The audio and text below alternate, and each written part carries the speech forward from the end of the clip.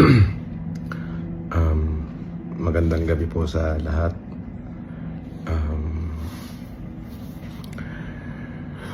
Kalalaya ko lang po pansamantala.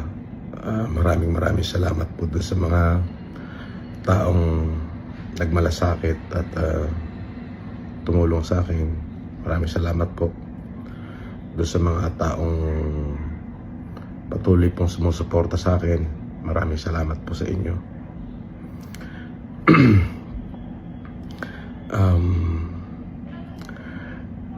Medyo masakit lamang po yung pangyayari. Siyempre, sa parte ng aking mga anak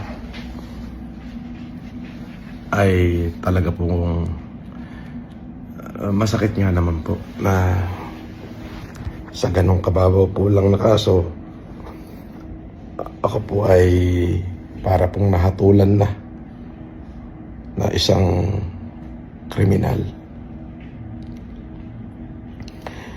Ako po ay may pagkakamali, maaari, at tama naman po yung ginawa nila na ako ay hulihin, sapagkat yun naman po ay bahagi ng kanilang trabaho. Ngunit po yung ako naman po ay ipinahiya nila na para bagang tinalupan na ho nila ako ng buhay. Opo, ay sobrang sakit po.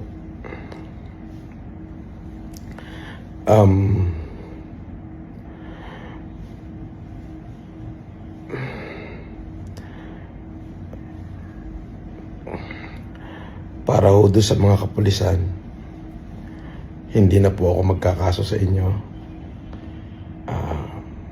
Pinagpapasadyos ko na lang ho. Maaaring kayo po ay sumusunod lamang. At dun sa PNP, kung ako po ay nakagawa ng pagkakamali dahil po dyan sa kumalat na litrato ng pagsusuot ng kung saan ako po ay nakasuot ng police uniform, humingi rin ho ako ng kapatawaran sa inyo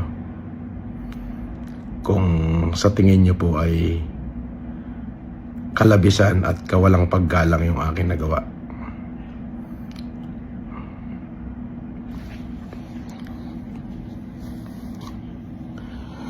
At doon po sa mga patuloy na nagmahal sa akin, maraming salamat po.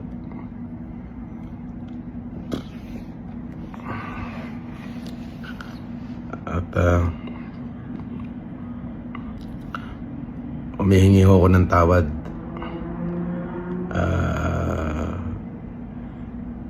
sa mga taong na-offend ko.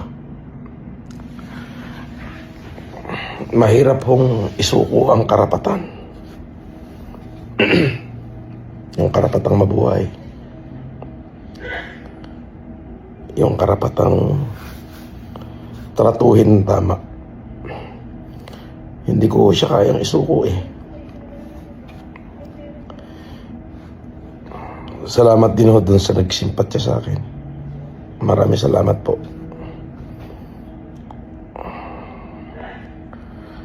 At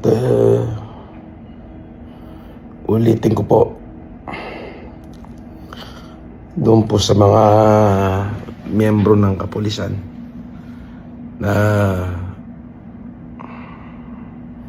naging kabahagi ho nung pagpapahiya ho sa akin, hindi na po ako magsasampa ng demanda sa inyo. Pinatawad ko na ho kayo. At sa PNP po, kung kayo po ay sa tingin nyo nakalabisan ho yung aking ginawa doon sa nakumakalat na pagsusuot ko ng uniforme, patawarin nyo ho ako. Wala ho akong masamang intention doon. At kung ano man ho yung karampatan na kaso, o parusa na ipapataw niyo sa akin ay haharapin at tatanggapin ko po. Para sa mga supporter ko, maraming salamat po sa inyo sa pagmamahal ho na pinakita niyo sa akin. Ako muna ho ay magpapahinga muna at talaga hong sobrang napagod po yung aking katawan.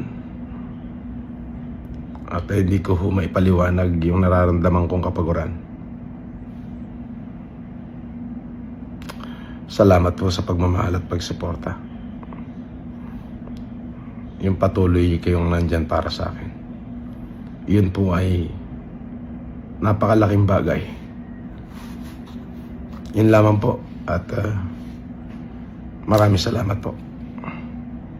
Magandang gabi po sa inyo.